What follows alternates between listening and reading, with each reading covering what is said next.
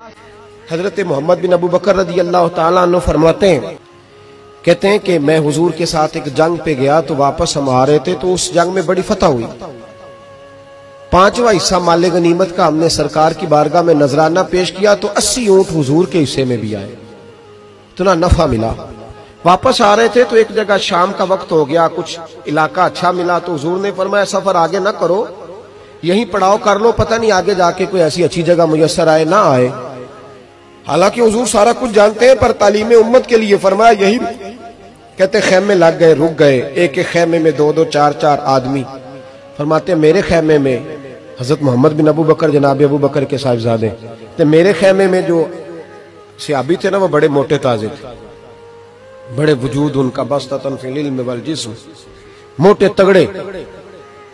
मगरिब की नमाज पढ़ने हम हुजूर अलैहिस्सलातु सलाम की बारगाह आली मर्तबत में हाजिर हुए। हुजूर के पीछे नमाज पढ़ी इक्तदा में। कहते नमाज मुकम्मल करके ना तो सहाबी का दिल किया मैं दस्तबोसी करूं। उस जमाने में लोग लकड़ी के जूते पहनते थे, खड़ाओं कहा जाता था। हुजूर के कदमैन शरीफैन पर नालैन मुकद्दस नहीं थे और हुजूर का वजूद ना बड़ा नाजुक था। सहाबा कहते हैं जब दस्ते मुबारक में हाथ मिलाते थे तो हुजूर का दस्ते मुबारक कस्तूरी से ज्यादा खुशबू वाला होता था और बर्फ से ज्यादा ठंडा होता था।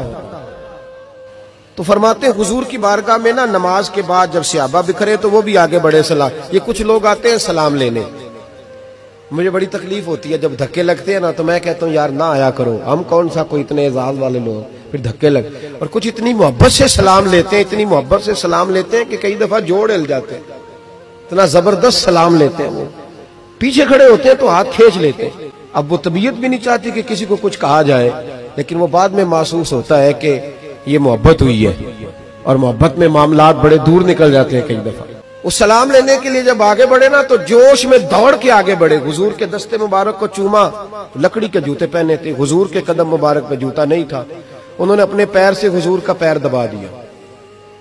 तो जो है मेरी बात पर, ये बाटा के जूते पहनने वाला जब किसी का पैर दबाता है ना और बंदा भी तगड़ा हो तो एक दफा समझ आती है कि किसी ने पैर दबाया है। तो महबूब के दस्ते मुबारक में छड़ी रहती थी, सुन्नत मुबारक है छड़ी रखना, आसा मुबारक। जब उस सहाबी ने पैर दबाया ना तो नबी पाक अब वो छोड़ भी नहीं रहे, देर हो गई, पैर पे पैर रख के खड़े। तो तकलीफ महसूस की सरकार ने तो छड़ी पेट में चुभई, फरमाया यार मेरा पैर तो छोड़ दे। अब वो पीछे हटे तो बड़े परेशान हुए कि ये मुझसे क्या हो गया, कांपने लगे, रोने लगे। हुजूर ने फरमाया कोई बात नहीं जाओ। सहाबा ने भी जरा घूर के देखा, महबूब नीचे बैठ गए, अपना कदम मुबारक दबाया। हजरत मोहम्मद बिन अबू बकर कहते हैं अपने खेमे में हम लोग चले गए। इशा की नमाज भी हुजूर के पीछे पड़ी पर वो सहाबी सारी रात सो नहीं सके। यार ये मुझसे क्या हो गया, गिरा जो उनकी निगाह से वो संभल नहीं सकता, मैंने हुजूर को तकलीफ दी, महबूब को तकलीफ दी। कहते वो तड़पने लगे, रोने लगे। ये मुझ सारी रात मैं तसल्ली देता कि यार वो कोई ऐसी वैसी बात नहीं, अल्लाह ने हमारे महबूब को रहमत लिल आलमीन बनाया और हुजूर जानते हैं कि तूने जानबूझ के ऐसा नहीं किया, लेकिन वो अंदर का जो है ना वो माहौल वो उनको सोने नहीं देता। कहते हैं सहरी का वक्त हुआ तहज्जुद का, तो सैयदना बिलाल हबशी आए, खेमे के बाहर खड़े हो, कहने लगे बंदा किधर है जिसने कल मगरिब के वक्त हुजूर का पैर दबाया, किधर है? कहते हैं अब तो वो और डरे और कहने लगे लगता है मेरी मुजम्मत में कुरान आ गया।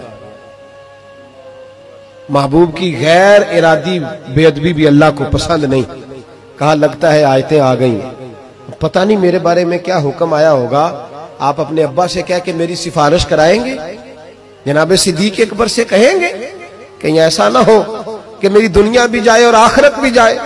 कहते तड़पते सिसकते दरे रसूल पे पहुंचे, सहरी का वक्त, हुजूर तशरीफ फरमा है। कहते अब मैं और वो मुंतजिर थे कि कोई ऐसा हुक्म आएगा, पता नहीं क्या बनेगा और उस हुक्म के मामले में फिर कहां तक बात जाएगी। कुर्बान जाए जब हुजूर के सामने खड़े हुए तो सारा कुछ जानने वाले महबूब ने अपनी उम्मत की तालीम के लिए फरमाया भाई इशा के बाद ही तुझे बुलाने का इरादा हुआ था, फिर ख्याल आया कि तू कहीं सोया होगा, शहरी में लोग उठ जाते हैं तहज्जुद के लिए, इसलिए तुझे बुलाया है। फरमाते अब इंतजार था कि वो बड़ी बात आए, डर रहे थे, लेकिन कुर्बान जाए नबी पाक ने पैर दबाने का जिक्र ही नहीं फरमाया।